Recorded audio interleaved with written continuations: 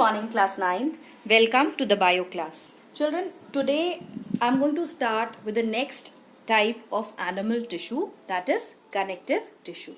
Till now you have studied about plant tissue and epithelial tissue in animals. Now I'm going to start with connective tissue. The name itself suggests that it connects the things inside the body. Now children, this connective tissue is the most abundant. Abundant means it is the most widespread tissue inside the body. It binds one tissue with another tissue. It connects various organs. This means it is linking the organs and keep them in proper place. This means it provides the support to the organs. Now the components of connective tissue. The main components of connective tissues are cells, fibers and matrix. This matrix, I am going to start with matrix. Matrix is a ground substance present in the connective tissue and it is made up of polysaccharide. Now what is this polysaccharide?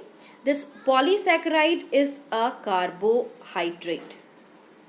Now along with the matrix, means in the matrix these fibers are present. These fibers provides strength, elasticity and flexibility.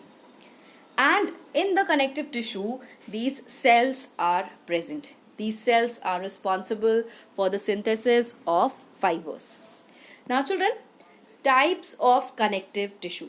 There are basically three types of connective tissue: loose connective tissue, dense connective tissue and specialized connective tissue.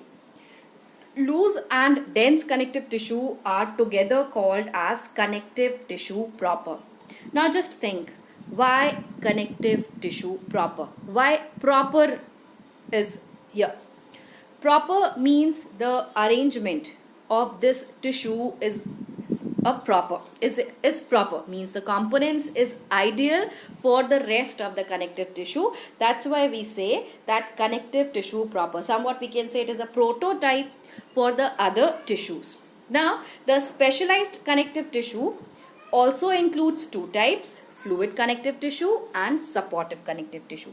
Fluid connective tissue includes blood and lymph, whereas supportive connective tissue includes bone and cartilage. Now children, loose connective tissue. Let's start with loose connective tissue. There are two types of loose connective tissue: areolar tissue and adipose tissue. We will study the detail later. And dense connective tissue is also of two types: dense regular and dense irregular. Then specialized connective tissue, I have already told you, it includes fluid connective tissue, means blood and lymph, and the supportive connective tissue, this means bones and cartilage.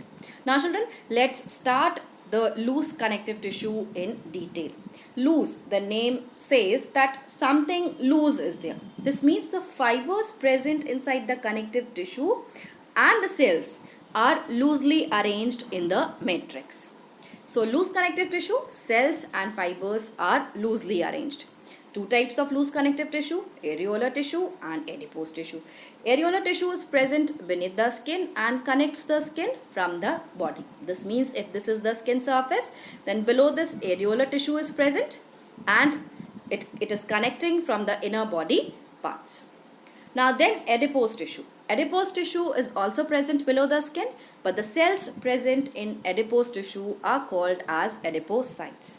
These cells are responsible for storing the fat content in it. Now children, here you can see the two diagrams. This first one is of areolar tissue. Fibers are there, cells are present. You can see the cells, mast cells, collagen fibers are there, elastic fibers are there, fibroblast cells are there, reticular fibers are there. And this one is the adipose tissue. These cells are the adipocyte cells which store the fat content in it. Now children, let's start with dense connective tissue. Now dense, you can understand the difference between the loose and the dense connective tissue from the name itself, that something dense is here. It is also of two types: dense regular tissue and dense irregular tissue. Now dense regular tissue means the fibers in the dense regular tissue are arranged properly. This means they may be parallelly arranged like this. But in dense irregular tissue, the fibers are not arranged properly. They may be randomly present. That's why its name is dense regular tissue and dense irregular tissue. Now, in dense regular tissue, collagen fibers are present. In dense irregular tissues, fibroblast with fibers are present. Dense regular tissues examples are tendon and ligament. Tendon helps in the attachment of bone with the muscle. This means suppose this is a muscle and this is a bone. Then this tendon will help in the attachment of muscle to bone. Ligament helps in the attachment of bone to bone. This is the ligament. Now children, dense irregular tissue is present in the skin. Now you can see the diagram here. This one is a dense regular tissue and this one is a dense irregular tissue. You can see the arrangement of fibers here. It is properly arranged and here it is not properly arranged. Now you can see the diagram. Tendon, it helps in the attachment of muscle to bone, whereas ligament help in the attachment of two bones. Children, till here we have completed about the loose connective tissue and the dense connective tissue. Now I'm going to start specialized connective tissue. I will start in the next video.